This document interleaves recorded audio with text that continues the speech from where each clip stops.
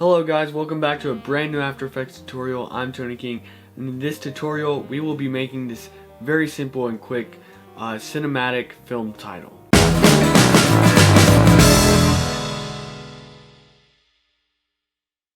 Alright guys, and there you have it. So the important thing that we're going to go over in this tutorial is keyframing the tracking of your character spacing in a regular, character text layer in After Effects. So let's go ahead and create your text. So I'll go ahead and just remake my own here. So I just wrote film title. I was typing on the wrong keyboard, sorry. And let's go ahead and align that to the center or wherever you want it. And I can make that smaller.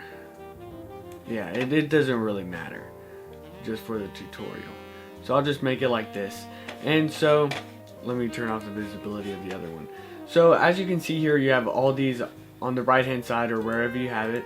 I'm using the font Slim Joe, by the way. You have tracking to spread your characters, and that is used often in in characters for titles and trailers and movies and all that sort of thing. But until recently, I did not figure out how to actually keyframe this.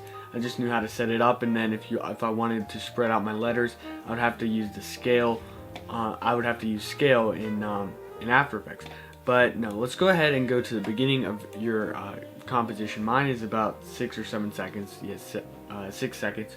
And for text layers, you see you have text and transform, but by text you have animate. So go ahead and click on that play button by animate and go down and hit tracking. And that brings up a keyframe section for tracking. So you want to go ahead and hit tracking amount.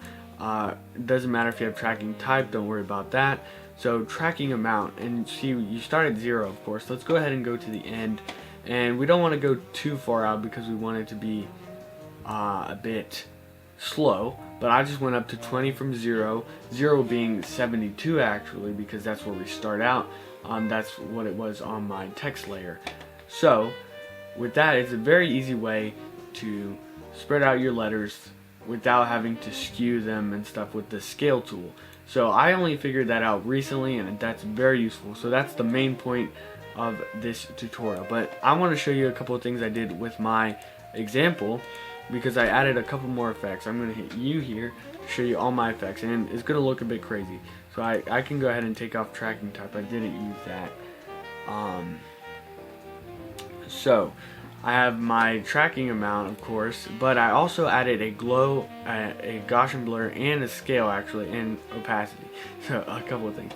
So for scale, you might be asking yourself, well, I just told you not to use scale. So I started at the beginning, and my scale was about 37 by 33. Instead of making it just widen, I made it come out bigger, so it's coming more towards the camera. It sells the effect, it's coming towards you and it's spreading out. So that's really useful for this actual effect. Also, about 8 frames in, that's when it came to complete opacity. So I keyframed the opacity from 100% at 8 frames in to 0. That was sort of I think it looked pretty good, I think. And then I also had added Gaussian blur 0 at 8, and then at the beginning it's at 3.8. Nothing crazy, but it does add a little bit of effect coming in. And also, as you'll see, I have this glow. So I have glow radius and glow intensity at 60 for glow radius, and glow intensity is at 1.6 for when it actually starts. And then 2 seconds in, maybe I bring both of those to 0. That was sort of like an effect. It's coming towards you, and it brings it in a little bit more focus, tries to sell the effect without having to actually blur it. So that was actually why I did that. But that being said, that's all I have to say for this tutorial. I think it's very useful to know that with animate you can change all of these things: stroke color, fill color, line anchor, line spacing. Tracking is probably the most useful. Character offset, character value, of course, and also blur here too. I didn't notice that earlier, but I'm going to be exploring these, and I encourage you to go ahead and explore those yourself. because I'm finding this very useful. It looks very good if you ask me. And yeah, so I wanted to share this with you. If you have any requests for tutorials or things you'd like me to try to figure out, go ahead and comment down below. I'd really appreciate it if you like this video and subscribe to my channel. But without further ado, I'll see you on the other side, and yeah.